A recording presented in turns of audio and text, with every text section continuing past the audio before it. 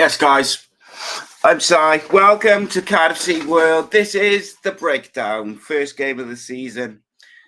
And after all that excitement and all that optimism, bit of a disappointing beginning to the season. But for the next sort of hour or so, we're going to discuss it. We're going to break it all down, as it were. And we're going to kind of discuss all of it as a whole, because I think there's been some mad overreactions. Like, I got to say, like, I've never seen anything like it. And I don't know whether it's like a knockdown effect of social media and stuff like that, and TikTok and these kind of things, and people want instant gratification, or whether it's just football fans generally are a bit more difficult to please, or I'm not sure what it is. But it's wild to me, like, that after one game, people can be so like over the top. But look, one thing I will say about Cardiff City World is it's a channel by fans for fans. We welcome all opinions as long as you're not a dick about it. We are completely fine. Like, I'm not got no problem with people disagreeing with me or with anyone else on the channel. But like, yeah, I found it puzzling last night. I got to say, it was really, really strange. In terms of the game, I thought the first 15 minutes, I thought Cardiff were real good. And I'm going to talk about it in a bit more depth shortly. But like, I think that if you look at that first 15 minutes, I believe that's the tempo and kind of shape and everything in and out of possession that Errol Bullock wants the Cardiff to play this year more often than not. Unfortunately, it kind of fell off a cliff a little bit once Sunderland scored. We never quite got a footing in the game. We were never able to really capitalise. But we also didn't take our chances and got punished for mistakes. As I said last year, though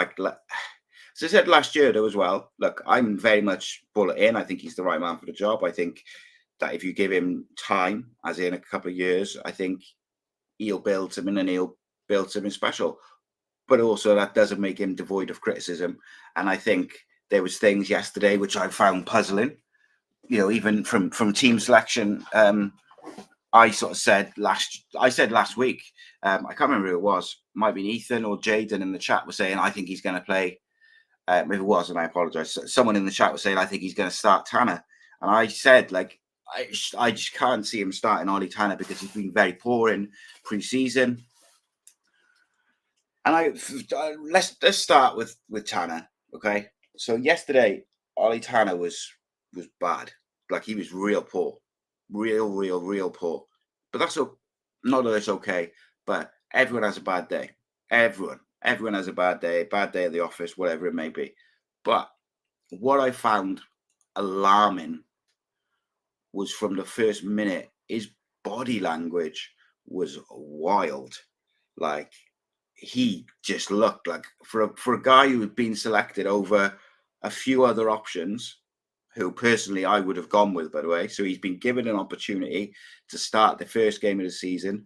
He knows we got El Ghazi and Colwell on the bench and all these different, Mate, got all these options and all these people, but he's been the one who's picked.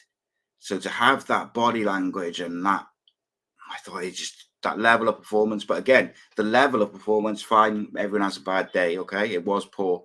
It wasn't just him, by the way. The whole right side was bad. But his body language was a real worry for me. Like, I couldn't quite put my finger, like, I couldn't really understand it. Don't know if something's happened behind the scenes or whatever, but I haven't heard anything. But like, it was poor. And then when he was substituted, by the way, I would have taken him off at half time, and I thought it was a mistake to keep him on. But I also understand if he had a bit of a rollicking at half time, you give him 10 minutes to see if he gets better and see if you get a reaction. But when he came off, body language again was awful, sulking. A member of staff handed him a tracksuit top and he chucked it on the floor. Not a fan of that at all. Apart from the fact it's a Cardiff top who you're representing and you shouldn't be throwing it on the floor, in my opinion. I think it's very disrespectful to the member of staff who's just made sure that you've come off, you've got a drink and you've got a top and stuff. You don't chuck it on the floor. If you don't want to put it on, just hold it, but you don't chuck it on the floor. I think that's disrespectful to the football club. I think it's disrespectful to the fans. You've just put a poor performance in, by the way. So to have a sulk because you come off is a bit weird. But then also to then do that. It's disrespectful to the team, to the member staff also. So that was not a good look for me. But I want to delve into the tactical side of this right-hand side a little bit, because I apologize. I don't know who it was. I saw a post from someone on Twitter earlier on today where they said, why do we always have a problem with the right winger? And they basically said, is that problem because Perry NG doesn't get up, he doesn't push up far enough. He's not the right type of fullback for the way we're looking to play and the type of wingers we're playing, because we're playing with a left-footed winger on the right-hand side all the time. It's another bit of a pet peeve for me, but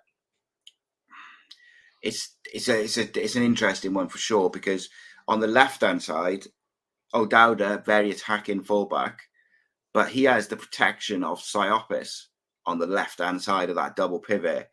And quite often Siopis can get across and sweep up and get cover and protect O'Dowda if the wing is a bit further up. Whereas NG didn't have that protection from Rose because he hasn't quite got the athleticism and the legs and the engine of a Siopis. But I thought Perry NG, for people who don't know, is my favourite Cardiff City player. So it pains me to say. But one thing I will always give is an honest opinion. And my honest opinion is our right-hand side that started was dreadful. Ollie Tanner was poor. Yes, fine. Whatever, body language, etc. Perry NG was poor as well. Now, he was our player of the year last year. I know some people think from Christmas onwards he was not as good. He certainly had a dip the last stage of last year, but you can kind of put that down to we were safe, blah, blah, blah. But that was a little worrying yesterday because I thought he was at fault for both goals. And we talked about in the preview on Friday, Sunderland not great, but what they've got is they had Brown in the middle, who's very good, and if you let him give him time, he'll dictate play, and he's very, very clever midfield player. And we just never got close enough to him. We gave him a bit too much time to play. And then the other two is Jack Clark and Joby Bellingham. Don't let him turn and face you. Don't give him time. And too often we gave them space. And then, for the second goal, we just let Bellingham come all the way up to the edge of the box. He plays it to Clark. And then we stand off a player of Jack Clark's quality to let him cut inside and get a shot off unchallenged is unforgivable. The first goal is not just down to Perry NG. I thought Gutas lost his man a bit. He got a bit turned around and it's poor. It's a poor goal. But generally, I thought Perry had a bad game. And I would like to think it's a one-off. Looking ahead, we'll have a preview come out tomorrow of the Bristol Rovers EFL Cup game. I think we'll see a lot of changes. But actually, I was talking to someone this morning.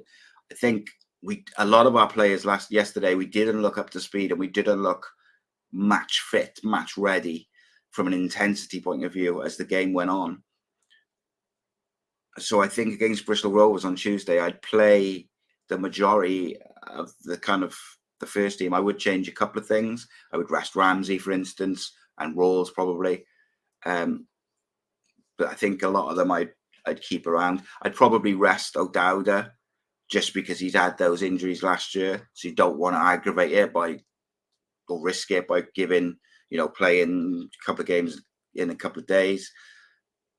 So let's look after those players for the rest of the season. Ramsey, Rawls, O'Dowda, play one of the young fullbacks at left back or move Perry over to the right and move whatever it may be. But I think a lot of them need games. And look, being honest, if Perry NG was to continue that kind of form for a couple of games, McGuinness is back fit, and assuming he stays, I think we'd see Chambers move over to the right, and McGuinness will go inside alongside Gutas, because I did think he was that poor. Like, wasn't just him. I got to be honest. I thought the only players who played well in terms of like really, really like looked like you were like, right, I could see something. I thought O'Dowda was very good at left back. I thought Willock was very good, and I thought Siopis was very good. And mind you, by the way, some of the people who were criticising like bullet out tactics, blah, blah, blah, and I can't see any change to the way we're playing, the overreactions. Some of those same people were saying Siopis was awful, and I was like, Jesus Christ! Like Siopis was probably the best player on the pitch in terms of his output. Yes, there was a couple of times where he tried that crossfield ball and it got cut out.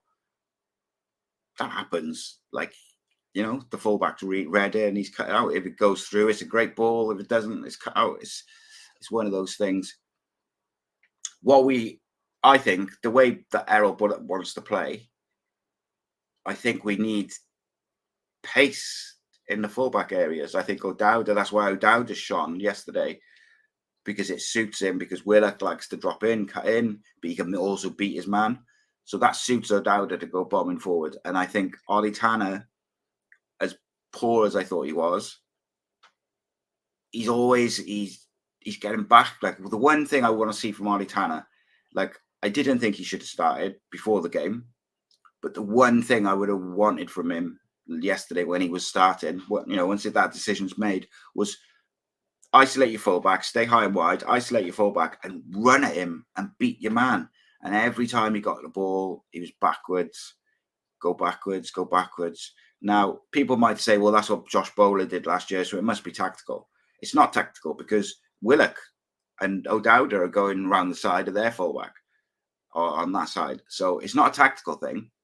It's a choice. So is that a choice because he's not got the confidence to be direct and beat his man because he hasn't played much football? Or is it because Perry NG doesn't go bombing up and overlap? Perry NG tends to sit behind his winger and look for the ball there. I'm not sure. I thought Anne Ramsey looked a bit off the pace. Look, you've got to be honest. Again, you know, so much time for him, and what a great player, but needs to get up to pace because that midfield three outside of Siopis, like Ramsey and Rawls. I thought Rawls was real tidy on the ball, didn't do anything wrong. He just hasn't got the athleticism and the dynamism needed.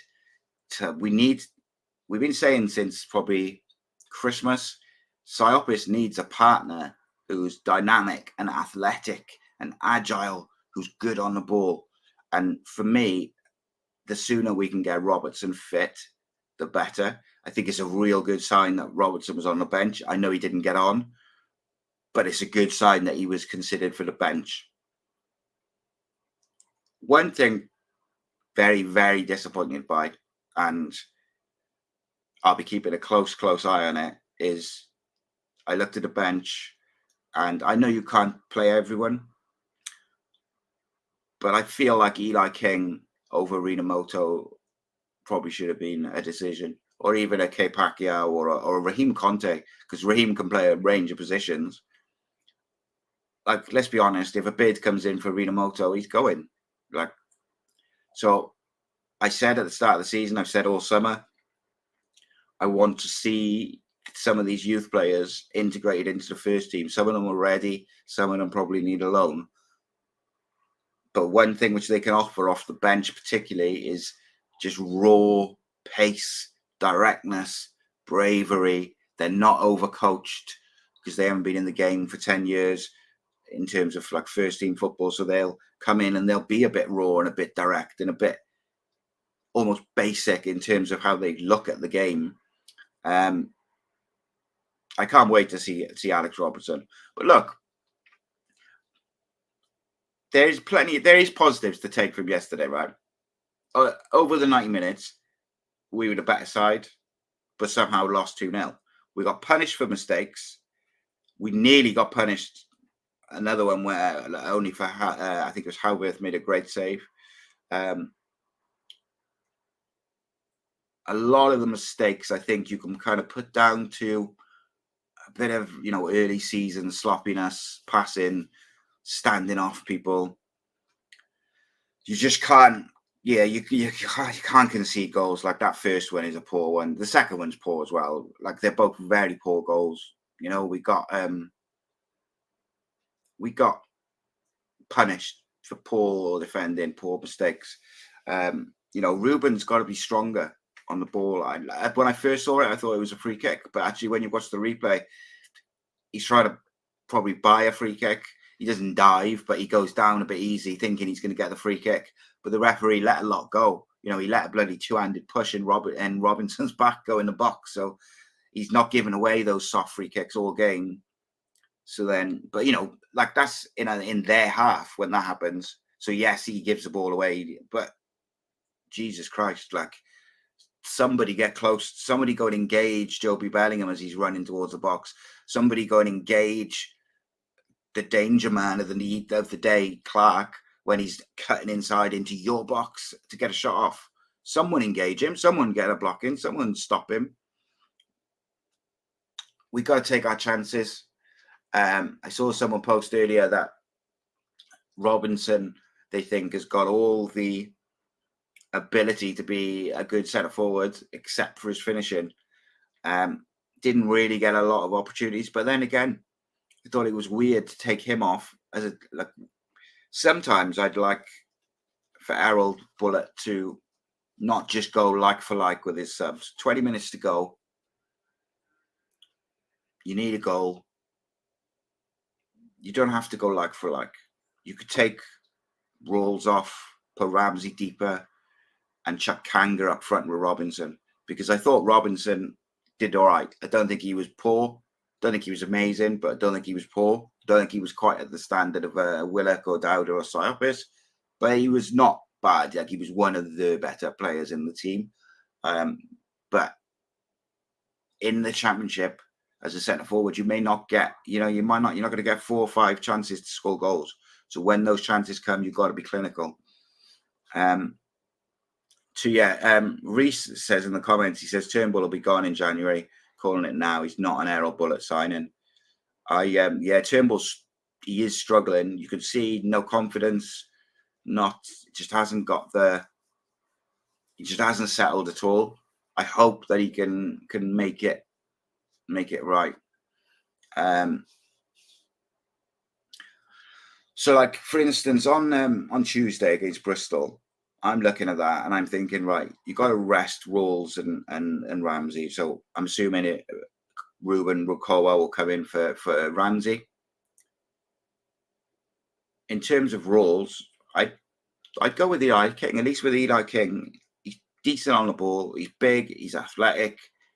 He's got a bit of presence in there, and I think if you give him a chance, you'll see what he's about. And I thought he was very unfortunate not to make the bench yesterday. Don't really understand it. And like Robinson's link-up play is decent enough, but he was a bit isolated at times. Chris Willock excites me. I think there's definitely a player there, and I think if we can get, you've got to remember, we're all excited by the signings that Cardiff City have brought in. Half of them didn't play or weren't fully fit. Like you got El Ghazi, very, very good player. He's not in the squad. You've got Robertson, very exceptional player who there's all the hope in the world that he's going to go on and be a top player on the bench, but not fit enough to play, or certainly not fit. They weren't ready to give him a go. So, and then you've got Kanga, who showed a few little glimpses, but he did look a bit off the pace, and he's only just come in. He looked like a guy who hasn't played and trained a lot with his teammates. He's a big boy, so it'll be interesting to see how that goes as he gets fitter and sharper. With strikers, it's about goals. We have to create, but I think as Ramsey gets fitter and stronger and match fit, up to speed, we'll create more because of him. Just because he is a quality footballer, and in the position that he plays, he will create. I think is fair to say. And when you put Robertson in the midfield, I think you're going to see a higher level of. There's going to be legs in there. There's going to be athleticism. Andrew says, Eli King and Robertson in the middle against Bristol Rovers. I'd be surprised, mate, if Robertson starts against Bristol, unless they give him first half or an hour. They got to get him fit, though, I suppose, match fit. So I suppose he should play some part. No Kean Ashford in the squad. Does that mean he's going on loan?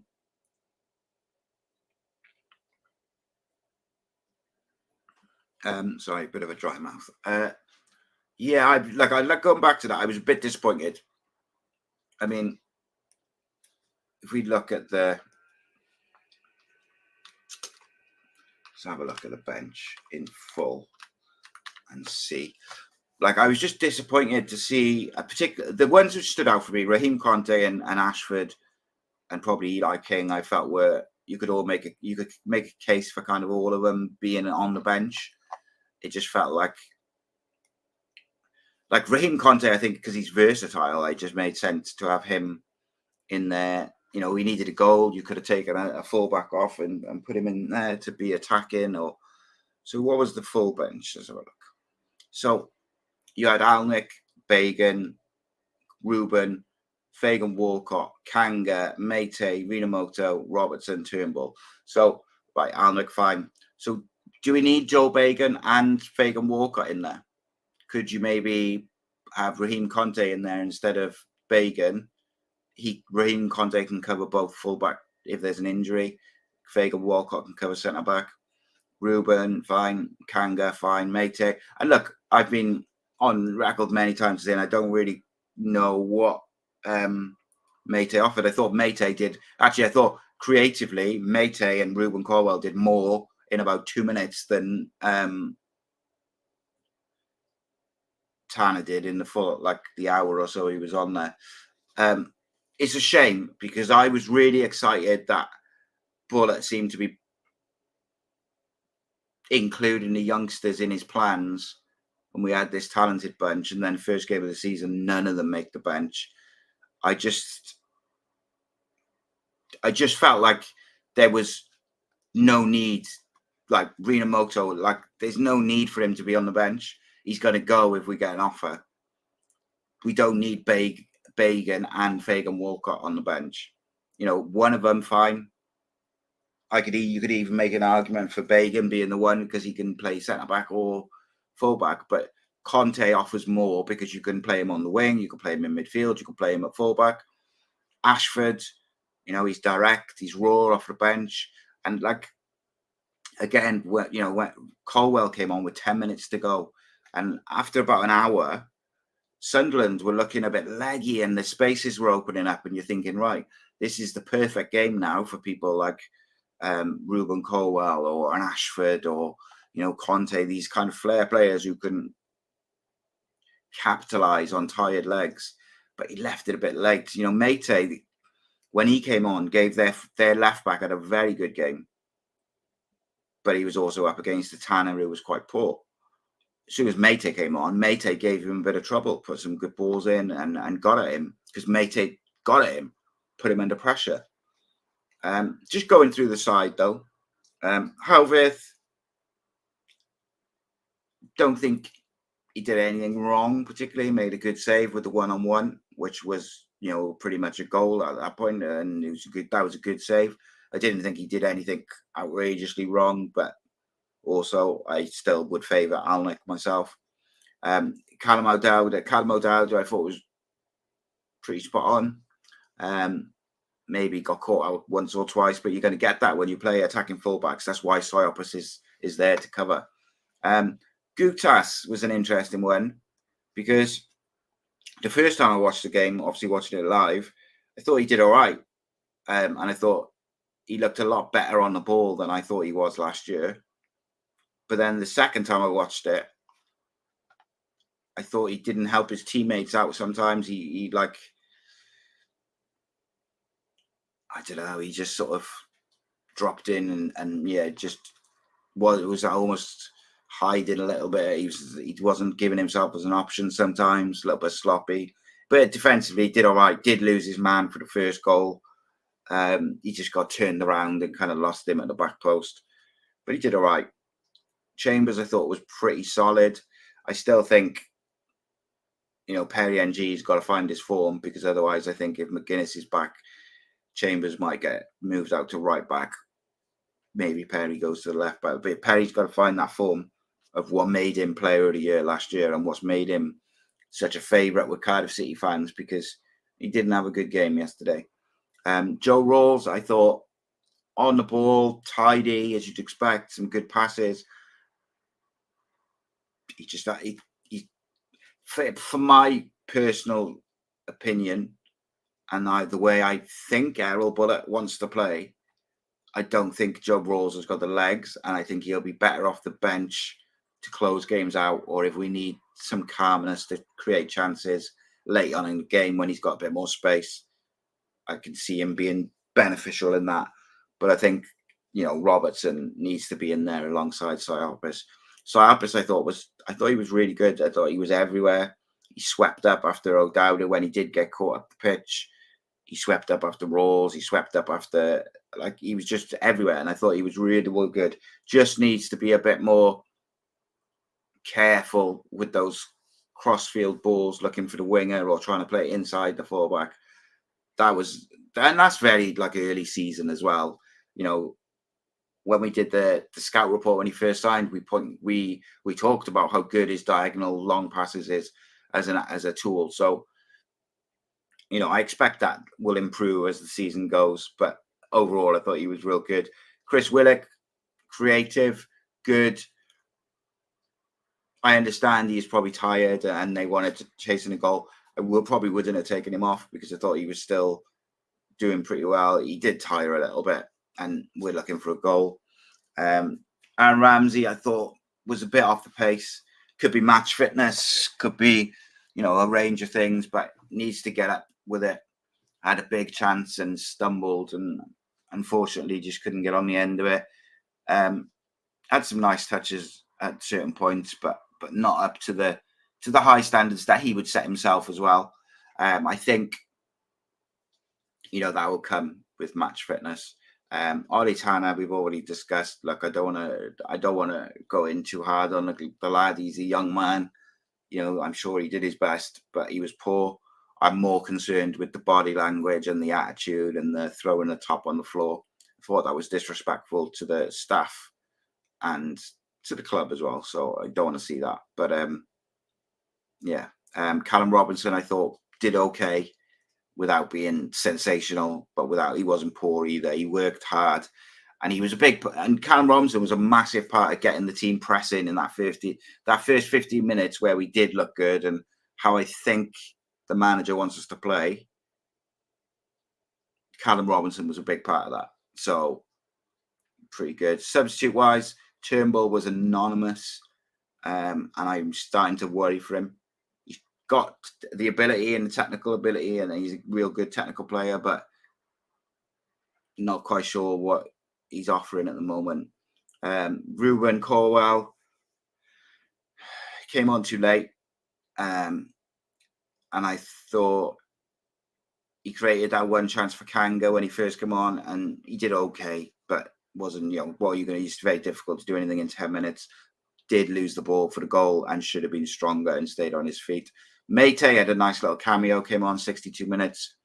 Probably, I would imagine if the manager was picking the side for Saturday's game tonight, that Mate would probably start. Kanga, I thought, looked a little bit off the pace, but you could expect that. He's new to the team. He looked like a guy who maybe hasn't played with the team a lot. So hopefully that will come. Jonathan says, do you think McGuinness is gone? Not. So what I can say is he wasn't dropped yesterday because he's going. He's got a knock, like a legitimate knock. He's got a legitimate strain. That's why he didn't play yesterday. However, the fact remains that if the money comes in, he's going. And I believe that there was some conversations yesterday evening between the football club and the player. So I don't know what came of that, whether that was the player saying, I do not want to go, whether that was the club saying, look, we need you to go. I don't know whatever the content of that conversation. I have no idea. I just know that there was going to be a conversation. and I also know like he didn't play yesterday because he's got a bit of a knock. On yesterday's performance, he comes straight back into the starting 11. We need him in there to play the ball through the lines. There was something I wanted to come back to. Where's that comment gone? That one. MJH11119 says, I reckon we could do a Real Madrid with the midfield personally. Ramsey, Rawls, Wintlesile, all slightly older, with King, Robertson, and the two Colwells slowly integrated in, and then the future eventually. Wintle will be gone, mate, by the end of the window. But maybe, like, look, when you look at it, like, I know that there's people who really rate Eli King. I would like to see him play, you know, week in, week out. I thought he should have been on the bench yesterday, I got to be honest. Robertson, I'm super, super excited by. Joel Colwell, so there's some guys from Cheltenham who are keeping me up to date with him and stuff. And like, by all accounts, he absolutely balled out yesterday and they are like super excited by him. He's an absolute player. He is. I believe that Joel Colwell will come back to us next summer and he'll be in the starting 11. Maybe next year we'll have a midfield of Siopis sitting and Robertson and Joel Colwell either side of him. Joel Colwell will be a player. Paul says Gutas is slow at reacting. He also says Chambers, I thought, was better than Nat Phillips. Yeah, I think Chambers is going to be a quality player for us as long as he stays fit. Reece says, to be fair, it's only one game. All professionals say it takes a few games to get going. We've got a rough start to get through the opening month, and we should start taking teams apart. Look, mate, I honestly believe, and I say it even after yesterday's performance, I still believe that we're going to have a really good season, enjoyable season. And like, I think even yesterday, you can see a difference to how we were playing to last year. Yes, at points in the middle of the game, we kind of started to slow down a little bit. Tanner kept going backwards. So I can see why people are kind of going, same old, but it's not. Like, the shape is different. We're trying to be more creative. We're trying to play these little triangles and sort of 1-2 touch passes. So I think it'll get there, especially like you add the athleticism and the quality of Robertson in there. You add the quality of El Ghazi in there. You add, you know, I still think we're going to bring another 3 players in, by the way. One of them will be a striker. I just wish he would trust Pacquiao, Raheem Conte, even Louis Giles. Like, Louis Giles yesterday, right, off the bench for the last 15-20 minutes as a left back for O'Dowd, give O'Dowd a break. Those crosses that Louis Giles puts in would have been real danger, just putting crosses in, especially because Ruben was on the left. He could have overlapped and put those beautiful crosses in that he does. But Bullett's he's got to trust those players to come off the bench and put them on the bench in the first place. Like, I'd really like to see 2 young fullbacks play against Bristol tomorrow. If I was picking it, I would have Pacquiao on the right back, and I'd have Louis Giles, probably Louis Giles on the left, with then have an experienced defence or defender with maybe Fagan Walcott. I think it would be brutal to have a whole back 4 of youngsters. So maybe you put like Gutas and Bagan, or go Gutas and Fagan Walcott. I like Fagan Walcott. I like he's a good passer. So Fagan Walcott and Gutas as your centre backs, 2 young pacey fullbacks, and then have a bit of experience in the middle of the pitch. So, you know, have like an Eli King, and maybe you play Siopis, or dare I say Rina Moto, I don't know. But like, we gotta, he has to mix it up a little bit against Bristol. I saw some people saying like that we should play the first team to get him up to match fitness. Like, but then the same people will complain when Ramsey gets injured, or Rawls gets injured, or, you know, O'Dowd gets injured. Like, let's let them get up to speed. They don't need to play against Bristol Rovers. You know, put Ramsey on the bench if you need to. We've got enough players. So we've got a deep squad. So let's rotate it a little bit.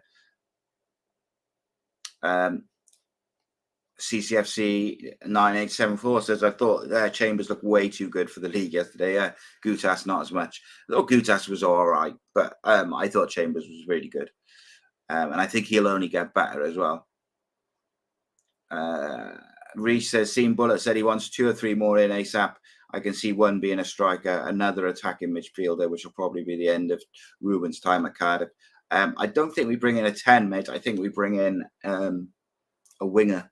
I think we'll bring in a right-sided winger and a striker, maybe a fullback. But, mate, when we were talking to Robertson, we were talking to another number 8. So I wouldn't be surprised to see another central midfielder in as well. Hull are looking at two wingers who aren't Casey McAteer as well, which is interesting. Roger is an interesting one. Says Tanner was clearly asked to stay wide, unlike Willock, who came inside a lot to allow O'Dowd to overlap. Tanner struggles to go on the outside because he's left-footed, but playing on the right. When he came on, Mate took his man on the outside, and it made a big difference. Yeah, the left back for Sunderland just had an easy evening. Like my thing, like with Ruben, is that about an hour into the game, Sunderland was starting to look leggy. There was a lot of spaces opening up, and he's on the bench, and it just felt like the right time to put him in there. Ramsey was struggling, so put Ruben Caldwell on there and see if he can do something against a tired team. Because otherwise, what's the point in having him on the bench? Because you're not going to do anything in 10 minutes. I don't know what people expect in that space of time. It's very, very difficult to get up to speed and then create and do something. Paul says, I'd like to see McGuinness and Chambers at the back, but if McGuinness is going, I guess we won't.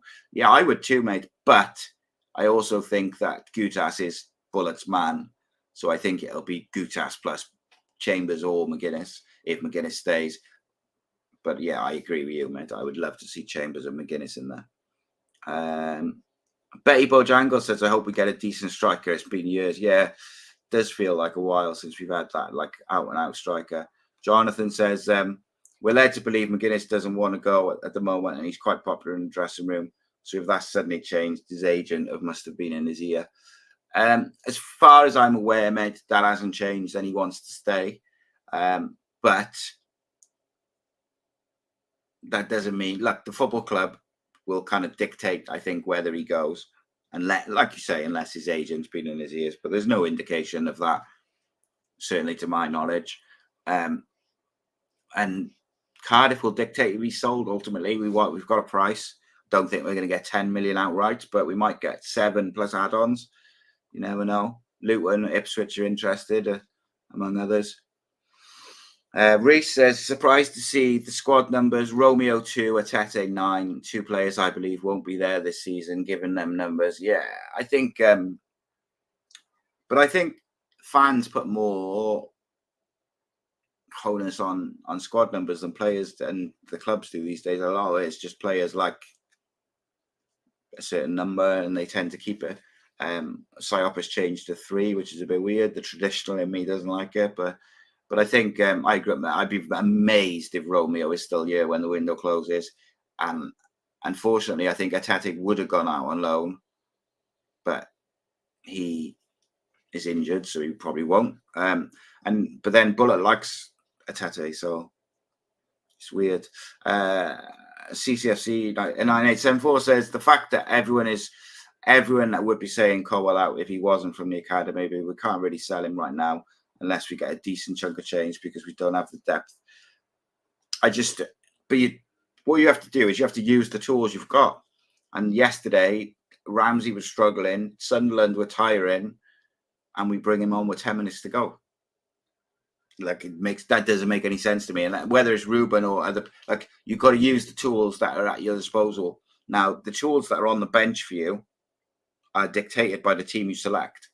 And I felt like yesterday we could have selected a different bench and we'd have had much more flexibility in terms of getting at Sunderland and creating chances.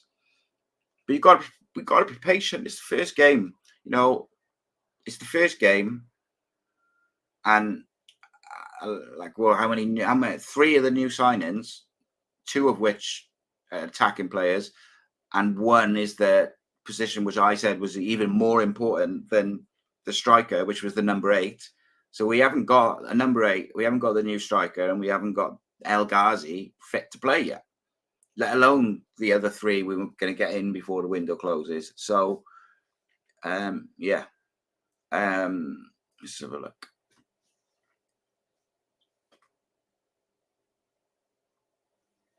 What must we got? Paul said, I said at the start, we have to be patient. I think we'll come good, but after 2 or 3 games, we could be on 0 points if we play like we did. I didn't.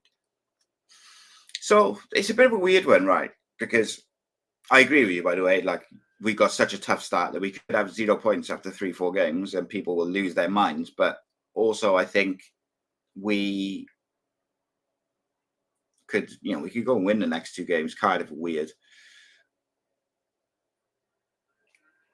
I think the interesting thing is I don't think we were awful yesterday. I thought we were all right. I thought we were real good in the first 15 minutes, and then we were okay. I thought we were the better team over 90 minutes, but they punished us for sloppiness. We didn't take our chances when we did create them. When we get Robertson in there, I think we create more, and we will play with more purpose and speed automatically, because he's younger and he's quicker and he's athletic and technically excellent. If Kanga is what we hope he is, then that's going to then have a knock-on effect. El Ghazi is El Ghazi. If he's fit, he's going to do some bits. And then it's who we bring in. I know some people would like to see Lewis Kumas, for instance. He can play wide, can play up front. I'm not 100% sure. I think I heard that he was going somewhere else, but there's a few interesting players you could bring in still. See, Josh Windass scored for Sheffield Wednesday. He was available on a free this summer. Let's have a look.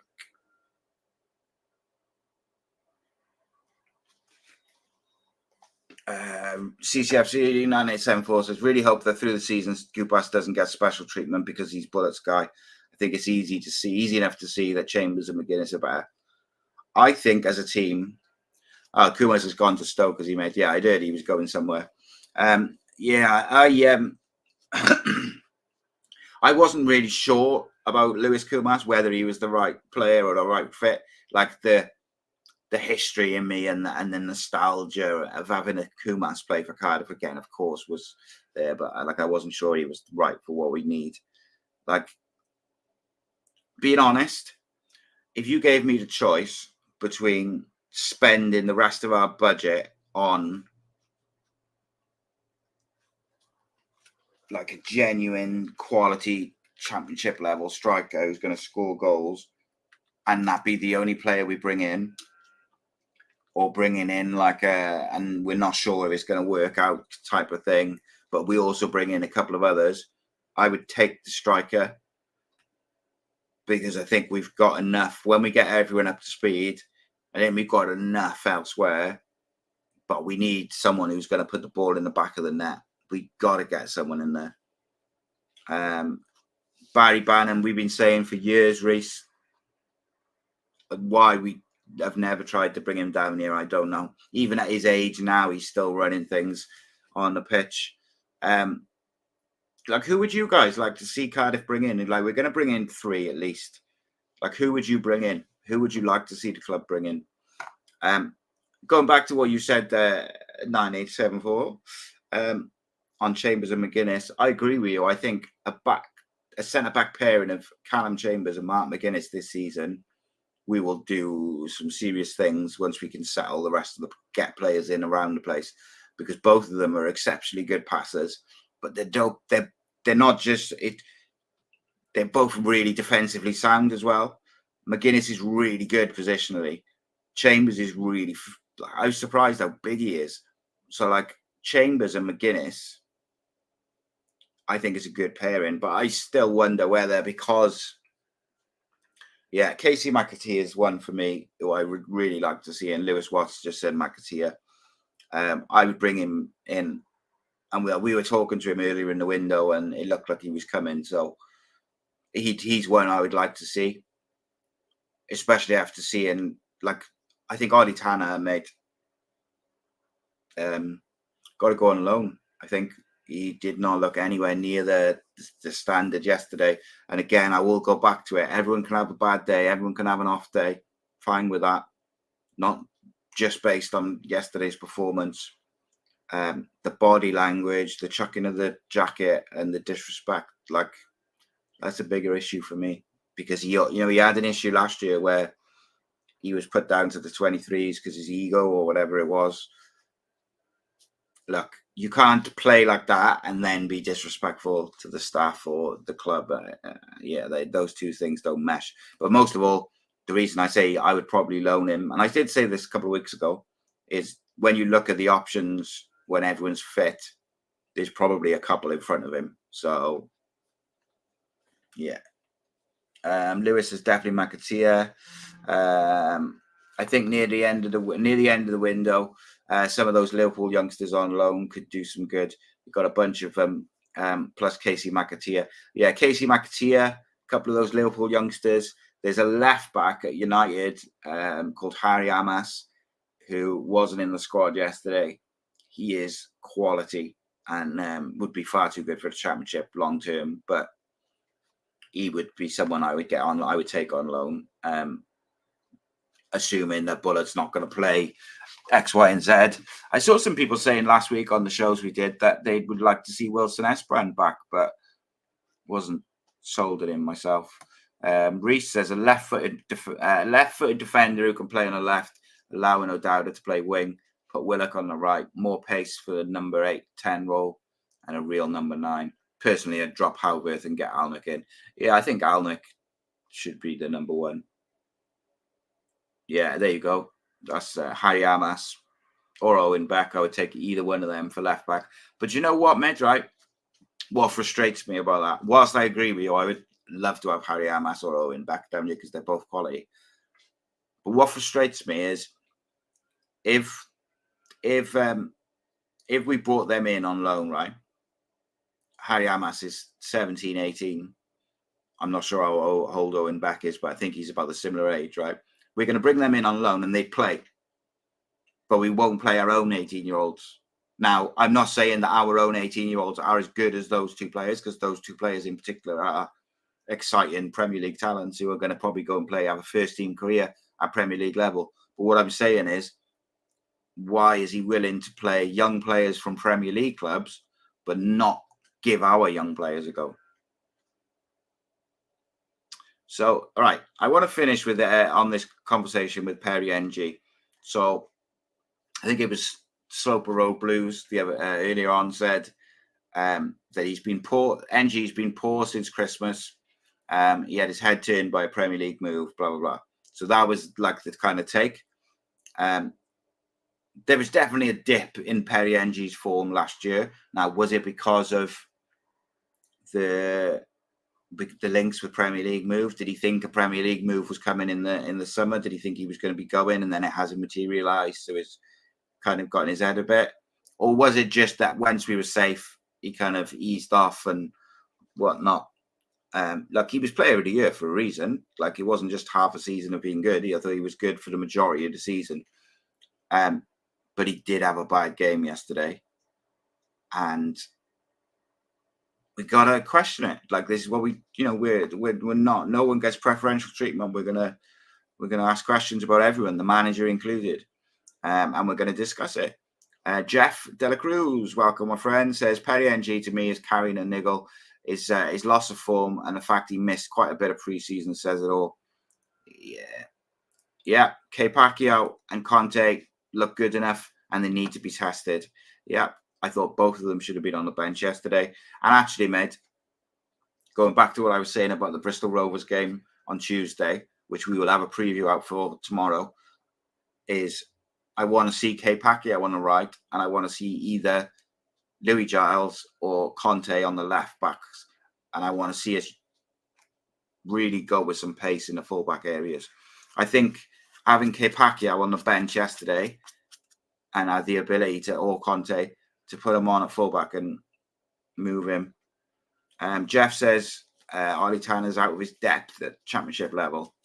Interesting. I don't see him getting a great deal of game time once everyone's fit. I've got to be honest. Certainly on yesterday's shenanigans. Tomorrow night, I have a live show and breakdown extra, we'll call it. Paul Abandonado is joining me for all the latest news from transfers, the game, anything coming out from Saturday. We'll have the latest on Mark McGuinness. We'll have any links for players. We'll have anything. I know he spent the day with Mehmet Dalman on Saturday as well, so hopefully he'll have some interesting things to discuss with us. And look, yes, yesterday was disappointing. We know what the championship's like. You can go and lose to a poor Sunderland side, but then you can go and beat a Burnley side, or you can go and beat those lot down the road. Like, the championship is strange. There's no time for sulking. There's no time for feeling sorry for yourself. The manager and the players have got to get it right. And that first 15 minutes, you have to get that as the common denominator. That's how you've got to be playing week in, week out. But he's got to use these young players with the others.